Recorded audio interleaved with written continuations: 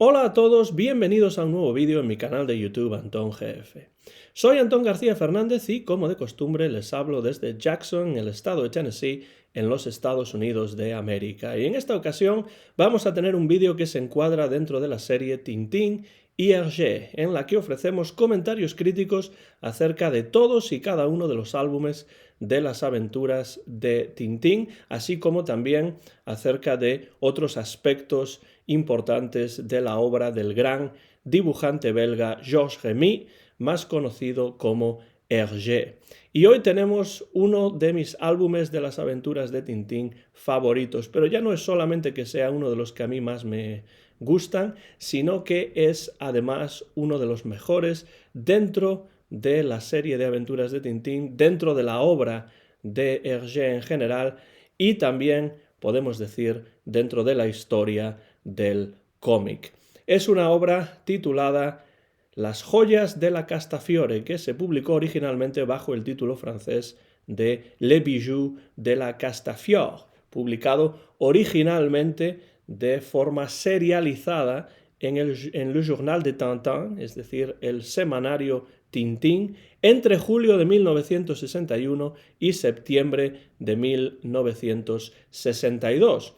Posteriormente, Casterman lo publicaría en formato álbum en 1963 y por cierto que esta es la primera ocasión en la que aparecen al mismo tiempo la versión original en francés y la traducción inglesa de Michael Turner y Leslie Lonsdale Cooper, que por cierto a Hergé le gustaba muchísimo esa traducción y pensaba incluso que es una obra que podría haberse escrito en inglés de tan bien que estaba traducida. Es una buena traducción sin duda al inglés, pero es cierto que bueno, pues tiene algunas partes que tienen sus incongruencias, pero es desde luego una buena traducción que salió al mismo tiempo, la inglesa, que la versión original francesa.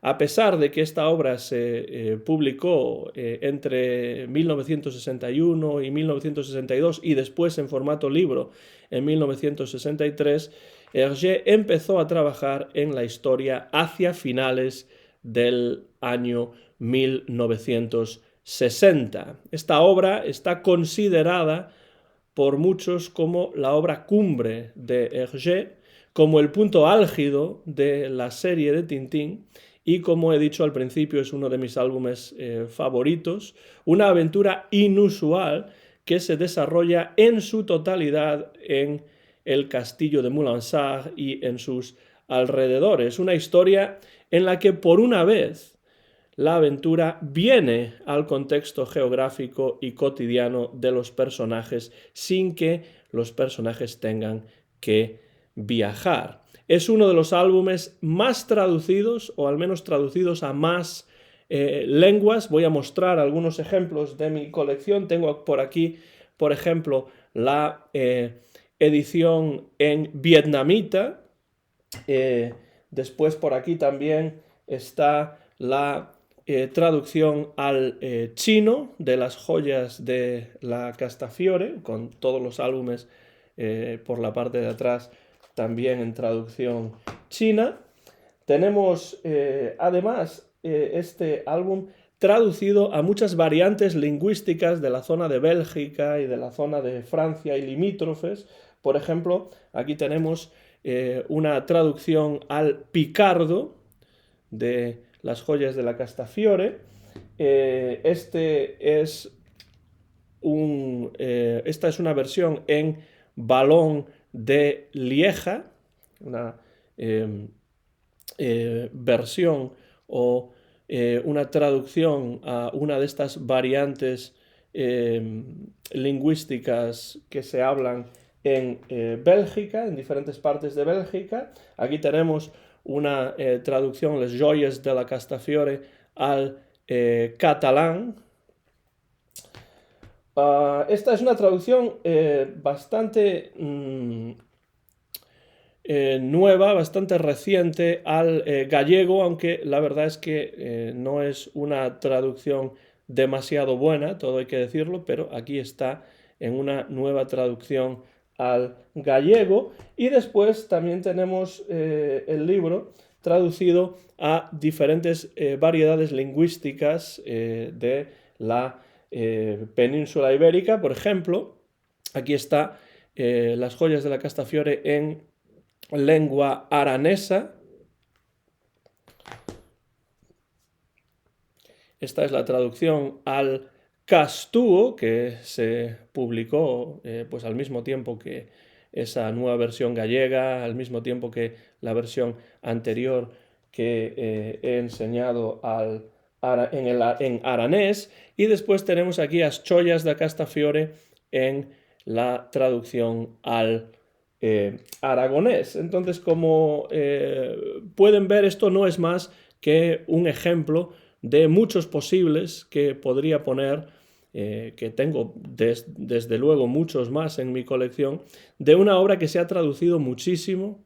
Sin duda es la que más se ha traducido, o al menos la que se ha traducido a más lenguas. Es también el álbum más analizado de Hergé. Se le han consagrado obras de todo tipo, de toda extensión, desde diversos puntos de vista críticos y salidos de la pluma de intelectuales importantes como Michel Serres o Jean-Marie Apostolides. Incluso hay un libro completo de Benoit Peters que se dedica a analizar el álbum en profundidad, a veces incluso viñeta a viñeta. Es un libro que si ustedes pueden leer en francés se lo recomiendo. Yo no lo tengo aquí justamente, pero sí que lo tengo en mi colección y lo he leído, y se titula Lire Tintin, les bijoux ravis, es decir, leer Tintín, las joyas robadas. Y como digo, como han visto en varios ejemplos, este es el álbum más traducido de toda la bibliografía hergéana. Los críticos, de diverso tipo, además, estos críticos han señalado diferentes tipos de influencias en la creación de las joyas de la Castafiore. Por ejemplo, la influencia del Nouveau Roman francés, esa nueva novela francesa de los años 50 y 60, la novela escrita por autores como por ejemplo Marguerite Duras, Alain Robbe-Grillet y otros. También influencia de la comedia de errores, de la comedia de salón británica, de la novela de misterio de Agatha Christie, por ejemplo. Yo veo todo esto, quizá un poco menos lo del Nouveau Roman, pero sí es cierto que hay elementos de esa nueva novela francesa en Las joyas de la Castafiore, pero lo que sí veo sin ninguna duda es una influencia claramente cinematográfica, sobre todo de algunas películas del británico Alfred Hitchcock, basadas en ese MacGuffin que solía llamar Alfred Hitchcock, que es ese elemento, el MacGuffin, que se utiliza como una excusa para crear a su alrededor una trama de misterio. El MacGuffin en este caso serían precisamente las joyas de Bianca Castafiore, que a lo largo del libro son objeto de robo continuamente, aunque la explicación del misterio finalmente resultará mucho más mundana de lo que pueda parecer. De ahí esa idea de MacGuffin, esa idea de elemento que se utiliza para llevar la atención a otro lugar como una excusa para crear el misterio, porque la mayor parte del tiempo las joyas de la Castafiore, a pesar de que parece que han sido robadas, realmente no han sido robadas, y el misterio tiene al final una resolución realmente sorprendente. Para mí está clara la influencia de Alfred Hitchcock en esta obra, así como ya hemos mencionado en otros vídeos, en otras obras de Hergé también la influencia del mago del suspense está presente, pero aquí de una manera bastante clara, con esas joyas que se pueden ver como un MacGuffin hitchcockiano. Las joyas de la Castafiore además es, en cierto modo, una suerte de deconstrucción, una suerte de subversión lúdica de los parámetros aceptados en el universo de las aventuras de Tintín. Lo que está haciendo Hergé es subvertir los parámetros del cómic que él mismo ha creado para las aventuras anteriores, para las aventuras hasta este momento, hasta principios de los años 60, dentro de la serie de Tintín. Porque en realidad Las joyas de la Castafiore es una antiaventura. Una aventura que no es realmente una aventura, un misterio que no es tal misterio, sustentado, eso sí, en una larga serie de pistas falsas, circunstanciales, todas ellas, pistas que despistan al lector y a los personajes. Esta aventura de Tintín tiene un aire, ya he dicho, cinematográfico, pero también profundamente teatral. Lo vemos esto ya en la portada. Si ustedes ven la portada de Las joyas de la Castafiore, pueden ver aquí a Tintín, y es un Tintín que está mirando directamente a los lectores, rompiendo esa proverbial cuarta pared y dirigiéndose a los lectores con el dedo índice sobre los labios en señal de silencio.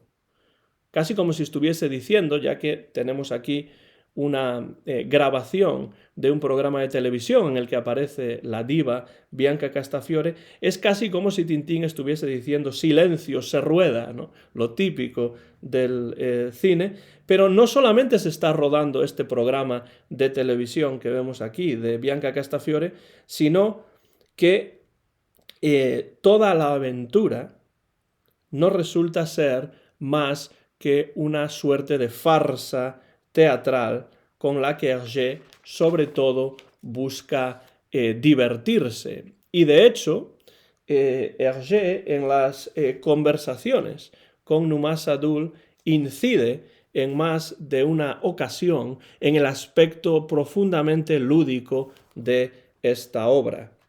Si vamos a la página 115 de estas conversaciones con Hergé, que mantuvo Numa Sadoul en los años 70, dice Hergé: la historia ha ido madurando del mismo modo que las otras, pero ha evolucionado de forma distinta porque tuve el malicioso placer de confundir al lector, de mantenerle en la incógnita, privándome de la panoplia tradicional de los cómics. No hay malo, no hay verdadero suspense y no hay aventura en el propio sentido del término. Una vaga intriga policial cuya clave la da una urraca. Por otra parte, cualquier otra cosa hubiera sido buena. No tenía importancia. Yo quería divertirme en compañía del lector durante 62 semanas, aguijonearle con falsas pistas, suscitar su interés por cosas que no valían la pena, por lo menos a los ojos de un aficionado a las aventuras palpitantes. Y está claro que no es una aventura palpitante en el mismo sentido en el que lo puede ser el asunto Tornasol o incluso posteriormente Vuelo 714 o muchas otras de las aventuras de Tintín. Está claro que Hergé lo que quería en esta obra era jugar con el lector, divertirse, mientras creaba una obra totalmente diferente a las que había creado anteriormente. Curiosamente, también en estas conversaciones, Sadoul comenta que Las joyas de la Castafiore es, desgraciadamente, un episodio bastante desconocido. Esas son las palabras del propio Sadoul en la página 115. Puede que esto fuese cierto a principios de los años 70, pero desde luego esto ha cambiado de forma radical. Desde entonces, pues esta es una de las obras más apreciadas y más analizadas por la crítica de todas las creadas por Hergé. Y el escenario del álbum, Las joyas de la Castafiore, y digo escenario tanto en el sentido geográfico, es decir, donde se desarrolla la aventura, como también el sentido teatral, el escenario sobre el que tiene lugar la obra de teatro. Ese escenario para este álbum es como ya hemos dicho, el castillo de Moulinsart. Y Hergé también habla de las posibles razones por las que eligió ese lugar para ambientar la historia. En esa misma página 115 habla acerca del castillo de Moulinsart y dice Hergé: ciertamente Moulinsart es el punto de salida y de decadencia, pero no lo he hecho deliberadamente. Por otra parte, las joyas suceden en el castillo. Sin duda, esto es una proyección inconsciente de mi aspiración al reposo.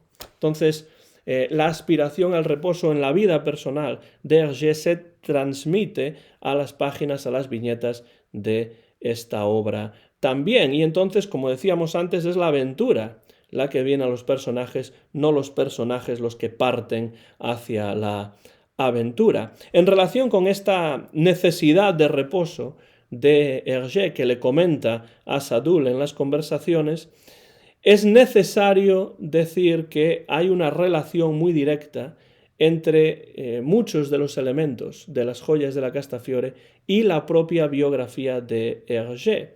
Y este es un aspecto en el que realmente no estoy descubriendo nada, porque es algo en lo que han incidido a lo largo de las décadas varios críticos. Y estos hechos que tienen lugar en la experiencia vital de Hergé, que se reflejan en las páginas de las joyas de la Castafiore, son muchos. Por ejemplo, la separación de Germaine, de su primera esposa, y el inicio de la vida de Hergé con Fanny Vlaminck. Es cierto que Hergé continuaría en contacto constante con su primera esposa y el divorcio oficial no llegaría hasta muchos años después.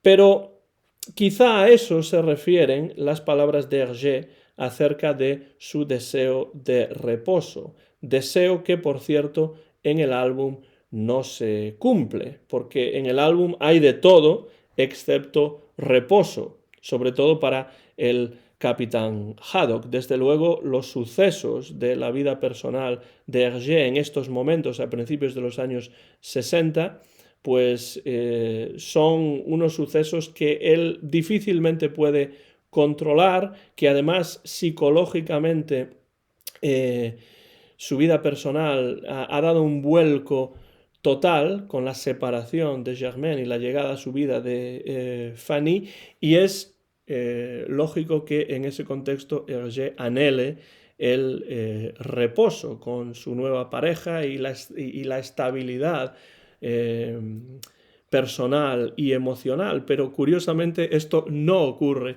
en la aventura. Hergé además transfiere a las viñetas y a la ficción del cómic episodios y personajes sacados de su propia experiencia vital. Por ejemplo, el marmolista Boulou está basado en una persona real que Hergé conoció durante las renovaciones de su casa de campo en Serroux-Mousti. La banda de música que viene a Moulinsart y cuyos miembros, por cierto, entre estos miembros está Boulou, que puede venir con la banda de música a Moulinsart, pero que se hace de rogar para ir a arreglar el escalón de mármol que el capitán Haddock necesita que arregle. Esa banda de música que viene a Moulinsart y cuyos miembros permanecen en el castillo varias horas emborrachándose a cuenta del capitán Haddock, procede también esa banda de un episodio real de la vida de Hergé. Haddock sufre un esguince al caerse por las escaleras y se ve abocado a la silla de ruedas durante prácticamente toda la aventura, de manera semejante a lo que le ocurrió a Germaine tras el accidente de coche que Hergé y ella habían sufrido hacía unos años. Estos solo son algunos de los ejemplos de cómo la vida de Hergé se transfiere a las páginas de las joyas de la Castafiore. Además, y esto va a ser muy importante de aquí al final de la vida de Hergé, tras iniciar su relación con Fanny, Hergé trata de separar, trata de disociar la esfera privada de la esfera laboral, es decir, su vida profesional y su vida personal tienen que estar lo más separadas posible, cosa que no había ocurrido, por cierto, en su matrimonio con Germaine. Germaine era parte activa de la creación de las aventuras de Tintín y de esa manera la vida personal y la vida profesional estaban de alguna manera unidas durante ese primer matrimonio de Hergé. Pero esta separación, esta disociación entre la esfera pública y la esfera privada va a provocar un alejamiento entre Tintín y su creador, que se va a traducir en un evidente descenso en el número y en la periodicidad de aventuras de Tintín entre el año 1962, cuando se termina de publicar Las joyas de la Castafiore, y el fallecimiento de Hergé en los años 80, un par de décadas después. Es cierto que a partir de ahora va a haber muy pocas aventuras nuevas de Tintín y de hecho, como veremos en el vídeo que en un futuro grabaré sobre vuelo 714 para Sydney, Hergé llegó en cierto modo a odiar en algunos momentos el personaje de Tintín. Volviendo a las joyas de la Castafiore, que vuelvo a enseñar aquí en la traducción bastante reciente al aranés, tenemos que hablar un poco de la trama, pero es que la trama carece de la importancia de las tramas de otros álbumes de Tintín. En este caso estamos ante una trama que es una mera excusa, como el MacGuffin hitchcockiano del que ya hemos hablado, para sembrar el equívoco, para sembrar la pista falsa, para iniciar y continuar el juego con los lectores y también para potenciar en este álbum el aspecto estético y visual muchas veces sobre el narrativo, para potenciar al máximo, si cabe, los detalles hasta que finalmente Tintín dé in extremis con la clave al final. En Las joyas de la Castafiore lo que tenemos es una trama que en inglés se describiría como inconsequential, es decir, carente de importancia, más que como generadora de callejones sin salida que se reproducen una y otra vez. De hecho, la repetición va a ser un tropo muy importante en Las joyas de la Castafiore. Resumir la trama de esta obra es muy fácil. Bianca Castafiore se autoinvita al castillo de Moulinsart, a donde llega acompañada de su ayudante Irma y del pianista Igor Wagner, que yo, por cierto, cuando era pequeño siempre pensaba que sería Wagner, ¿no? Con la W inglesa, igual que Wolf en el episodio lunar, pero evidentemente la pronunciación tendría que ser Igor Wagner, ¿no? Pues llega junto con estas dos personas y, por supuesto, todo su equipaje y las joyas del título de la obra.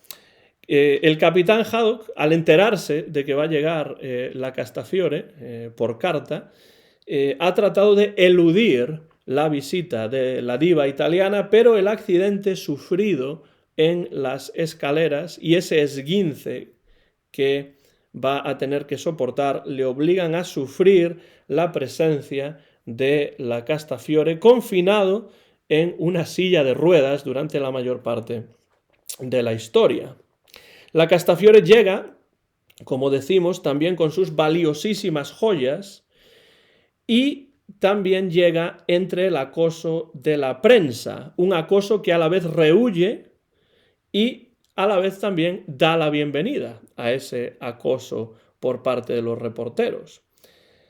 Y la Castafiore a lo largo de la historia en varias ocasiones cree ser víctima del robo de sus joyas. Esto no suelen ser más que falsas alarmas hasta que una carísima esmeralda efectivamente desaparece.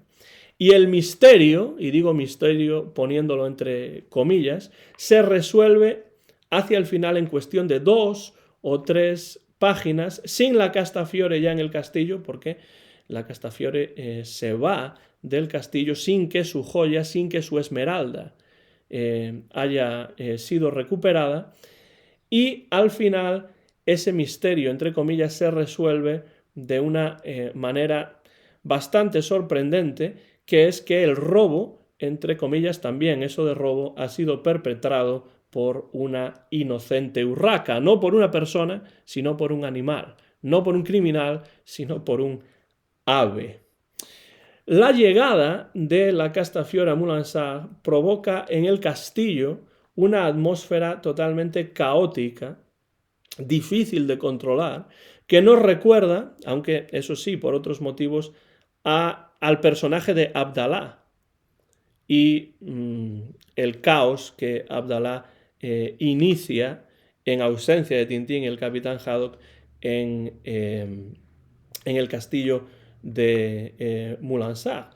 Precisamente, Abdalá es un personaje que pues siembra el caos allá por donde va, y esto lo vemos en más de una obra de Tintín, pero esta atmósfera caótica que crea la Castafiore nos recuerda sin ninguna duda al personaje de Abdalá. Porque realmente lo que ocurre es que de manera semejante a Stock de Coque, se crea una atmósfera en la que da la sensación de que cualquier cosa puede ocurrir en cualquier momento. Un poco como la atmósfera también de la escena en la mansión del profesor Bergamote en Las 7 bolas de cristal. En el caso de Las 7 bolas de cristal era una atmósfera quizá más ominosa, ¿no? En este caso es un caos continuo que se va reproduciendo en Las joyas de la Castafiore. Un caos que se va reproduciendo, aunque en general nada de verdadera importancia va a tener lugar. Todos son equívocos, todos son apariencias, todos son pistas que acaban por no conducir a ningún lugar. Es impresionante en este sentido cómo Hergé es capaz de crear y a veces incluso simplemente sugerir mucha acción en un espacio cerrado y reducido como el del castillo de Moulinsart, cuyo interior, por cierto, conocemos ahora con mayor claridad tras leer las joyas de la Castafiore. ¿Y cómo crea o sugiere esta acción en muchas ocasiones? Pues muchas veces lo hace a través de la repetición. Continuos equívocos telefónicos con la carnicería Sanzot o Sanzot, la Castafiore confundiéndose millones de veces con el apellido del capitán. Esto es algo que ya ocurría anteriormente en otras entregas de la serie, pero aquí se repite continuamente hasta el máximo. Esto de la Castafiore destrozando el apellido del capitán Haddock. Las caídas en el escalón roto son múltiples, prácticamente todos los personajes, incluido Tintín, no la Castafiore, pero incluido Tintín, se caen debido al escalón roto. Hay repeticiones incluso sonoras, como pueden ser esas escalas que el pianista Igor Wagner está practicando continuamente, o en algunas ocasiones reproduciendo en cinta magnetofónica para que parezca que está ahí, pero poder salir y hacer apuestas telefónicas, porque Igor Wagner tiene un problema de ludopatía, como se descubre en cierto momento de la historia. Parte de esta repetición son también los accidentes de Haddock, que se cae en más de una ocasión. Le muerde Miarca, la niña gitana al principio, le muerde también el loro que la Castafiore le trae como regalo. Tenemos también la repetición insoportable de las frases de Haddock por parte de este loro, que por cierto nos lleva, el loro, la figura de este loro, nos lleva a álbumes muy anteriores como Tintín en el Congo o La oreja rota, donde también aparece un loro, aunque por supuesto con otro papel diferente en la historia. Después tenemos como repetición el asedio repetido de la prensa, que la Castafiore rehuye pero a la vez invita a Moulin-Sarr para hacer allí un programa de televisión o para que la revista Paris Flash la entreviste para un reportaje especial. Después tenemos las visitas de Séraphin Laton, que, bueno, si hay un personaje repetitivo y pesado en cierto sentido, que da la lata, es precisamente Séraphin Lampion o Séraphin Laton en la versión española. Como digo, es un contexto caótico en el que los personajes, sobre todo Haddock, pero también Tintín, se ven desbordados por unos acontecimientos que a duras penas pueden controlar. Ya digo, eso es lo que hace que me recuerde un poco a Abdalá en algunos momentos, porque Abdalá también era incontrolable, ¿no? Y este caos que ocurre prácticamente en todas las páginas de esta historia, desde la llegada de la Castafiore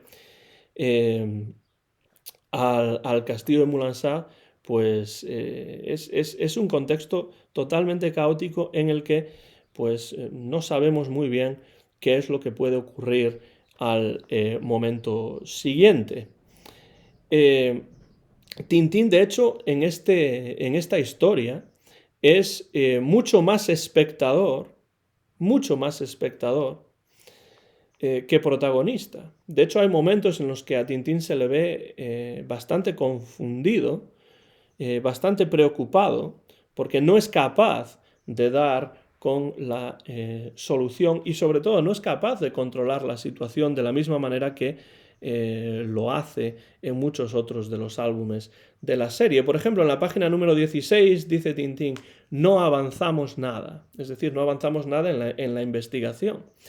Y pues casi 40 páginas después, como 38 páginas después, en la página 54, dice Tintín, también bastante confuso, otra pista falsa. Prácticamente se nota en la cara de Tintín, en su expresión, en su rostro y también en sus palabras se nota la frustración. Aunque la ironía es que en esta página 54, en esta ocasión, cuando dice otra pista falsa, en realidad no se trata de una pista falsa, porque es una pista que él no lo entiende en ese momento, pero es una pista que se refiere a la urraca que acabará siendo clave para la resolución del misterio.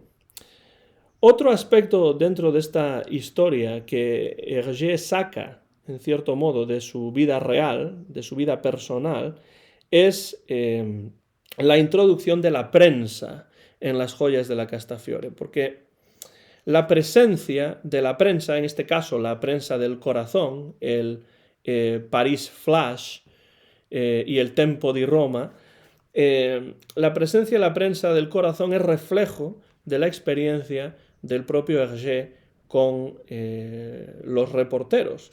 Se observa aquí, por tanto, la relación ambivalente, como hemos dicho, de la Castafiore con este tipo de publicaciones. Se suele decir muchas veces que la diva María Callas es modelo para la creación de la Castafiore, que además, igual que María Callas, lleva unos vestidos bastante personales, de un estilo bastante personal, y además se cambia de vestido continuamente a lo largo de su vestimenta va cambiando continuamente a lo largo de esta historia, pues se suele decir que María Callas es modelo para la creación de la Castafiore, y como la gran diva de carne y hueso, la diva de ficción, la diva de las viñetas hergeanas, tiene una relación amor-odio con la prensa. Supuestamente quiere escapar de los reporteros en la intimidad del castillo de Moulin-Sarr, pero al mismo tiempo invita a la televisión, invita a los reporteros de Paris Flash, con cuyo artículo, con información errónea y sensacionalista, por cierto, está contenta con el artículo de Paris Flash, porque ella misma ha invitado a los reporteros, pero se molesta enormemente con un artículo inocuo del Tempo di Roma italiano, precisamente porque no ha invitado a sus paparazzi a que vengan a entrevistarla y a sacarle fotos. Volviendo a los años 90 más o menos, podríamos decir que la Castafiore está contenta con un posado, pero no demasiado contenta con un robado. Ahí hemos metido la alusión a la terminología televisiva española de los años 90, de esos programas del corazón que empezaron a aparecer en España con la llegada de las televisiones privadas al país. Curiosamente, Paris Flash es una caricatura de la revista francesa Paris Match y sus reporteros, Jean-Luc de la Batellerie y el fotógrafo Walter Risotto, son los típicos periodistas que solamente buscan un titular sin preocuparse realmente de su veracidad. Por cierto, que a estos dos reporteros, Jean-Luc de la Batellerie y Walter Risotto, Hergé los introduciría en la nueva versión de La Isla Negra que redibujaría en los años 60, es decir, la tercera versión de La Isla Negra. Ahí aparecen de una manera, evidentemente, en la secuencia de las obras de Tintín, de una manera anacrónica, ¿no? Pero claro, es una obra que redibujó por tercera ocasión en los años 60, después de haber creado ya a Jean-Luc de la Batellerie y a Walter Risotto, y entonces mete de forma retroactiva realmente a estos dos reporteros del Paris Flash. Parece ser que la verdadera Paris Match no se molestó en absoluto con esta caricatura que Hergé le dedica a la revista y a sus reporteros en Las joyas de la Castafiore. Dice Hergé en las conversaciones con Numa Sadul, que vuelvo a enseñar aquí, en las conversaciones con Numa Sadul, en la página 114, dice Hergé: tengo entendido, por el contrario, que se morían de risa en Paris Match. Tienen el sentido del humor en el Paris Flash, dice.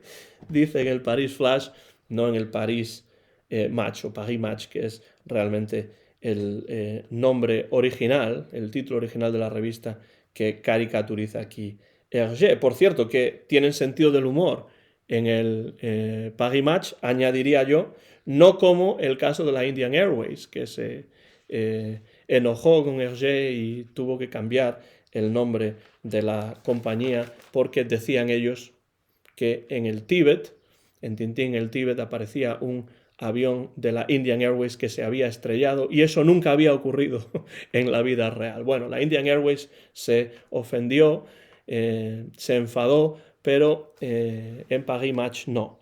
En Paris Match no se enojaron en absoluto y de hecho estos dos periodistas van a aparecer de nuevo en Tintín y los pícaros, pues más o menos, bueno, algo más de una década después. Hay personajes, por supuesto, que reaparecen en Las joyas de la Castafiore, pues la propia Castafiore reaparece, Irma, Wagner, Serafín Latón, Hernández y Fernández, que siguen siendo detectives desastrosos y caricaturescos. Néstor, el mayordomo, aparece también porque evidentemente estamos ahora ya en el contexto del castillo de Moulinsart y entonces Néstor aparece en muchos momentos de esta historia. El gato del castillo de Moulinsart aparece también, ese gato con el que Milou no se lleva nada bien. Hay además otros personajes que no aparecen, pero a los que sí se alude, porque, como decimos, Tintín y Haddock no viajan para seguir la aventura, sino que la aventura viene a llamar a su puerta y entonces pues se menciona en cierto momento a Chang, que después del accidente de avión en el Tíbet, pues ahora está viviendo y estudiando en Londres. También se mencionan a Oliveira da Figueira y al capitán Chester, amigo del capitán Haddock, que envían telegramas a Haddock al enterarse de su supuesta boda con el ruiseñor milanés a través de ese artículo en el Paris Flash. El coronel Spons también tiene una mención aquí, reaparecería. Spons, por cierto, lo veremos en Tintín y los pícaros. El marqués de Gorgonzola, que es evidentemente Rastapopoulos. A estos dos, a Spons y al marqués de Gorgonzola, los menciona la propia Castafiore. Y como vemos, Hergé continúa haciendo referencias expresas en estos últimos álbumes de la serie a todo ese universo de papel que ha ido creando a lo largo de las décadas. Esta práctica balzaquiana de Hergé va a continuar hasta el final de la creación de las aventuras de Tintín. Lo veremos en Vuelo 714 para Sydney, lo veremos en Tintín y los pícaros y también se proyectaba por lo menos en Tintín y el arte alfa. Este álbum, sin embargo, Las joyas de la Castafiore, que presento ahora otra vez en la traducción, en este caso al catalán, este álbum supone el punto álgido de la Castafiore, que ahí la vemos en el centro de la portada, como personaje en el universo de Tintín. Todos los demás personajes están supeditados a la Castafiore y a su imponente presencia en este álbum. Destaca la diva como el más importante entre los pocos personajes femeninos de la serie. Se ha criticado mucho a Hergé por la ausencia de personajes femeninos en su obra y se le ha llegado a tachar de misógino en más de una ocasión por ello. Una de las pocas veces, por cierto, en que Hergé ha tratado de defenderse de estas críticas ha sido durante una de sus conversaciones con Numa Sadul en los años 70. Si vamos a la página 59, veremos que Hergé habla acerca de la poca presencia de personajes femeninos en sus obras. Y dice, es cierto que salen pocas, es decir, salen pocas mujeres, pero no es por misoginia. No, sencillamente para mí, la mujer no tiene ningún papel en un mundo como el de Tintín. Es el reino de la amistad viril y esta amistad no tiene nada de equívoca. Es decir, no es una amistad que tenga que ver con la homosexualidad necesariamente. Es cierto que hay pocas o ninguna mujer, o entonces son caricaturas, como la Castafiore, y aquí habla de la Castafiore, o por lo menos la menciona. Si yo creara un personaje de una niña bonita, ¿qué papel representaría en este mundo en que todos los seres son caricaturas? Amo demasiado a la mujer para caricaturizarla. Y por otra parte, bonitas o no, jóvenes o viejas, las mujeres raramente son unos elementos cómicos. Bueno, esas son las palabras de Hergé acerca del tema, muchas veces candente, de que hay muy pocas mujeres que aparecen en las aventuras de Tintín. A mí la verdad es que como explicación no me parece demasiado convincente. Muchas de las cosas que dice, como que no hay potencial cómico en los personajes femeninos, como que no quiere, no desea caricaturizar a la mujer, como si no se pudiese presentar a la mujer de otra manera que no fuese caricaturizada, aunque sí es cierto que hay muchas caricaturas en las aventuras de Tintín, aunque sí es cierto que la Castafiore es una caricatura, a mí desde luego como explicación no me parece demasiado convincente. Me da a mí la sensación de que estas palabras que voy a leer ahora de Benoit Peters en su obra Hergé, fils de Tintin, o Hergé, hijo de Tintín, van en una dirección mucho más adecuada y podrían ser un buen punto de partida para tratar el tema de la mujer en Tintín. Y creo que es un tema interesante sobre el que espero que en algún momento, si no se ha hecho ya, pues alguien tenga a bien escribir un estudio serio acerca de la presencia de las mujeres en la obra de Hergé. Creo que sí hay algún título, estoy hablando de memoria, pero yo no he tenido la oportunidad de leerlo y creo que de todos modos es un tema interesante que se debería tratar más a menudo y no necesariamente desde el punto de vista de criticar a Hergé desde un punto de vista moral, sino analizar las posibles razones por las que la mujer tiene poca presencia en las aventuras de Tintín y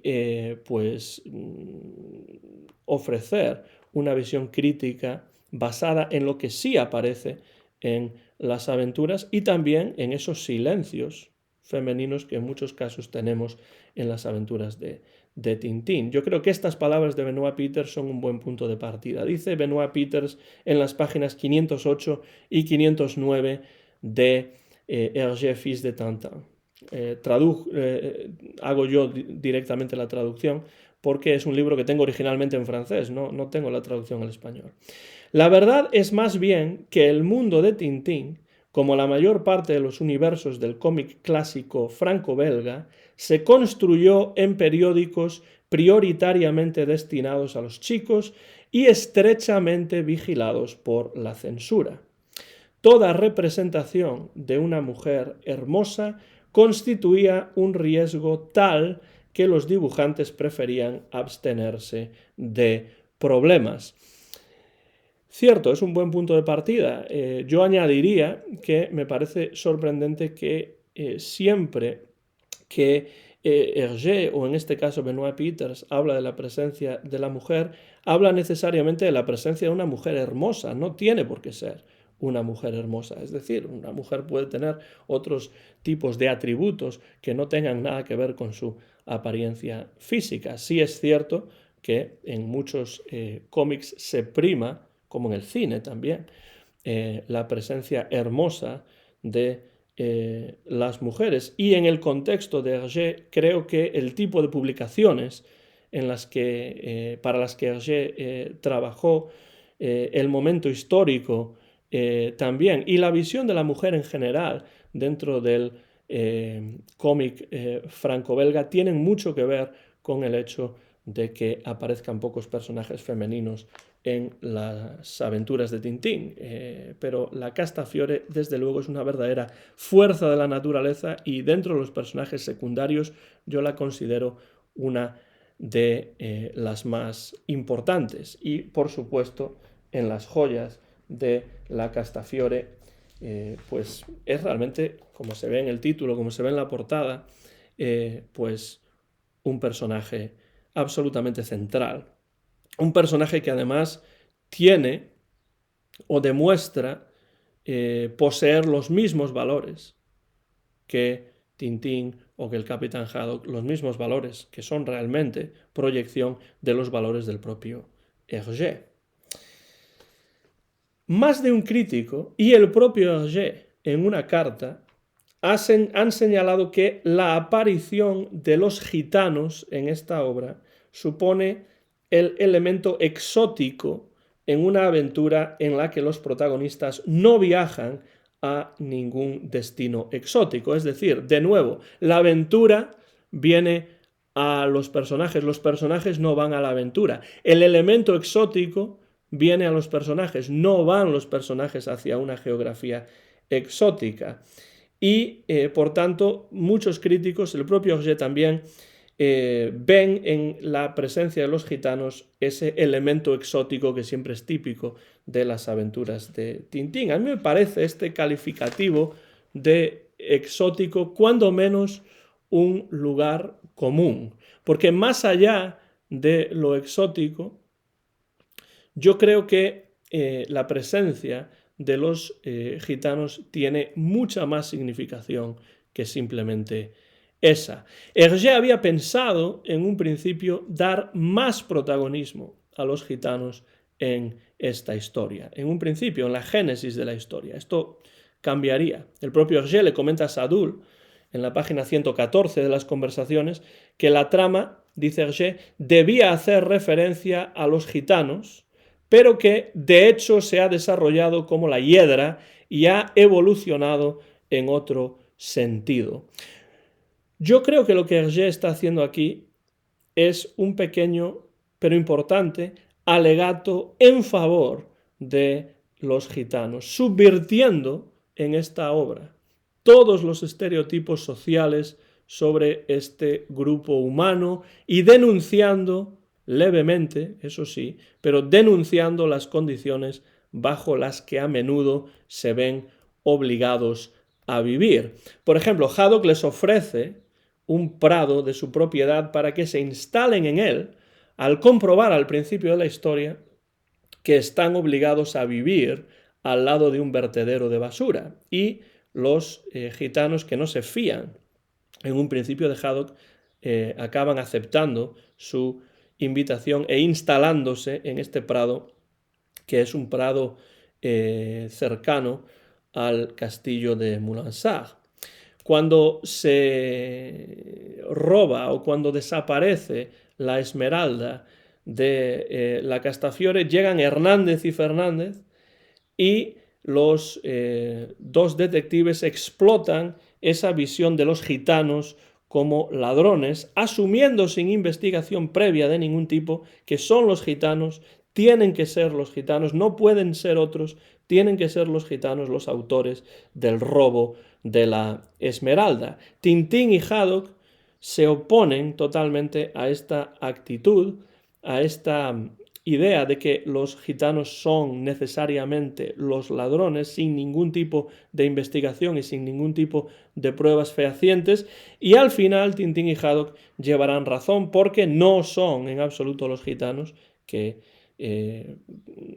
de forma coincidente, por coincidencia se habían ido en ese mismo momento del prado propiedad de Haddock, pero no son, como saben ustedes si han leído la obra, los gitanos los autores del robo.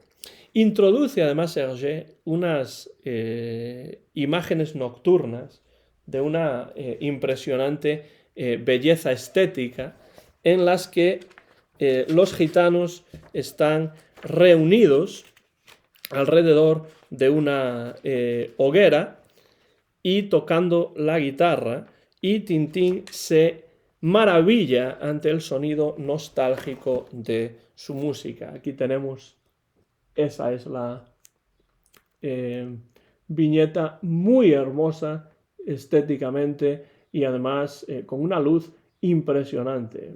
Esta mezcla de colores, este ambiente nostálgico, evocador que crea Hergé es una verdadera maravilla en esa viñeta en particular, y así lo reconoce Tintín. Los gitanos, como hemos dicho, actúan con desconfianza ante la hospitalidad de Haddock al no estar acostumbrados a este tipo de trato.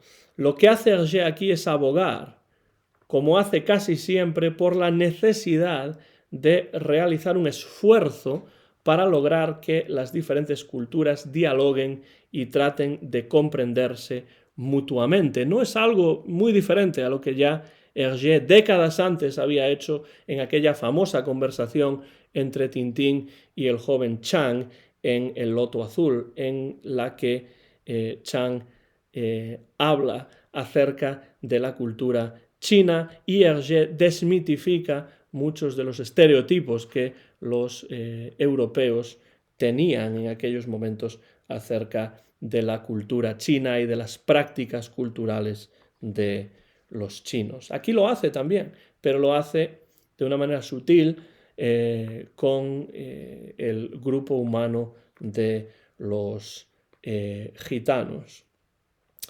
Algo que tampoco aparece muchas veces, o prácticamente casi nunca, en las aventuras de Tintín. De hecho, este aspecto aparece mucho menos que el aspecto femenino en las aventuras de Tintín, es el amor romántico. Pero aquí aparece, diríamos, no solamente amor romántico, diríamos que platónico, incluso. Aquí sí que hace su aparición el amor romántico en la persona no de Tintín, no del Capitán Haddock, que quiere escapar de la Castafiore. La Castafiore, por cierto, tampoco tiene ningún interés romántico o sexual en el Capitán Haddock, ni mucho menos. Aparece aquí el amor romántico en la persona de Silvestre Tornasol, que bajo su apariencia de sabio despistado y duro de oído, esconde un corazoncito que está cautivado por los encantos de la Castafiore.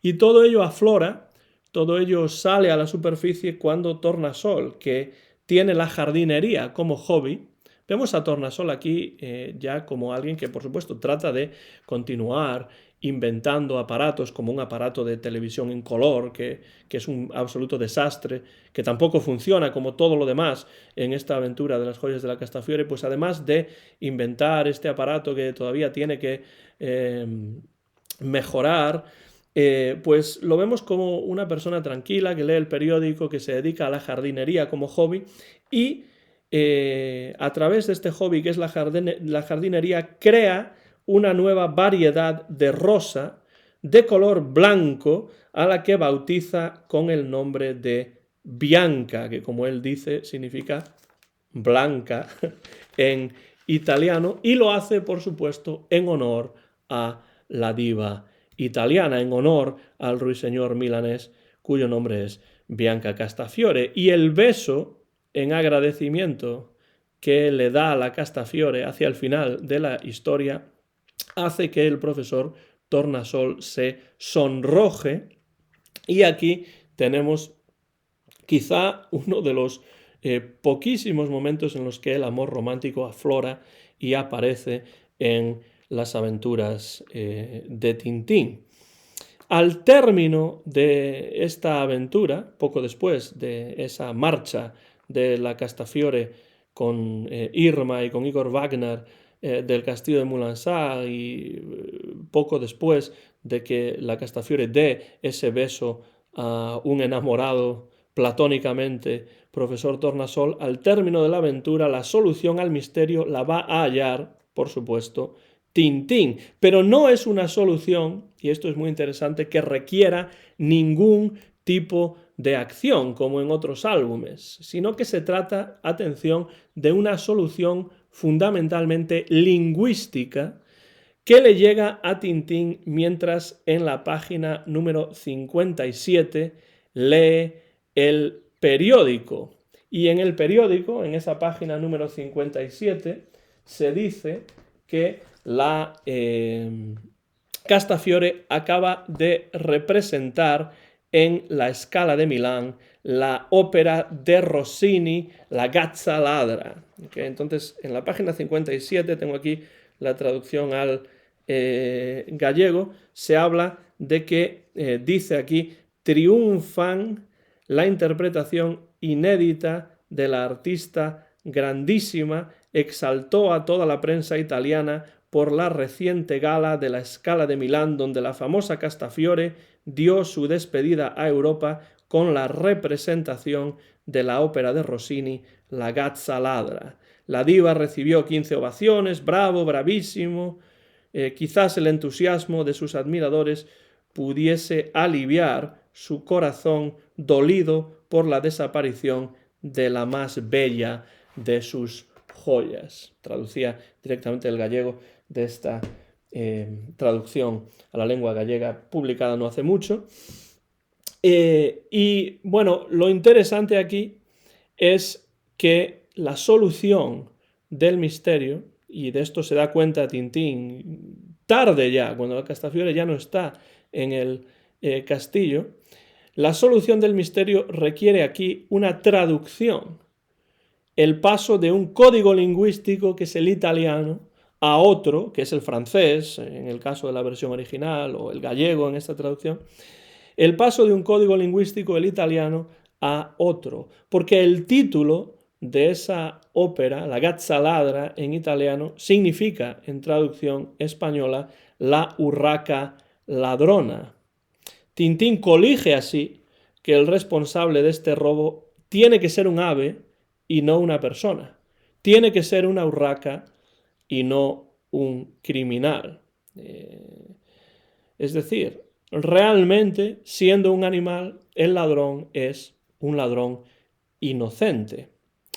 Este final incide, una vez más, en un Tintín que se muestra aquí más pasivo y menos activo, más espectador de los sucesos de la trama que protagonista. Es más una especie de Hercule Poirot, ¿no? Hércules Poirot, que observa lo que ocurre y en cierto momento da con una respuesta al, en este caso, supuesto crimen. Es decir, si nadie ha robado la joya, si ninguna persona ha robado la joya, entonces es posible que la joya no haya sido robada por una persona, sino en este caso por un animal, por un ave, por una urraca. Y la solución, por tanto, es lingüística, es una traducción. Si Tintín no hubiese leído ese artículo en el periódico, si la Castafiore hubiese interpretado cualquier otra ópera y no la Gazzaladra de Rossini, quizá este álbum no tendría una solución, quizá el misterio quedaría sin resolver. Hergé hace aquí algo que también haría en vuelo 714 para Sydney, que es utilizar una estructura circular, porque la historia termina más o menos de la manera en que se abre, con el capitán lesionándose al caerse por las escaleras. Porque aunque el marmolista Boulou ha venido finalmente y ha arreglado el escalón, el cemento está todavía fresco y en un momento de descuido el capitán Haddock pisa el escalón que todavía tiene el cemento fresco y cae de nuevo por las escaleras y vuelve a probablemente sufrir un nuevo esguince, con lo cual todo el caos que había vivido a lo largo de toda la historia desde la silla de ruedas, pues cuando parece que ese caos va a terminar porque la Castafiore ya se ha ido y ya se ha resuelto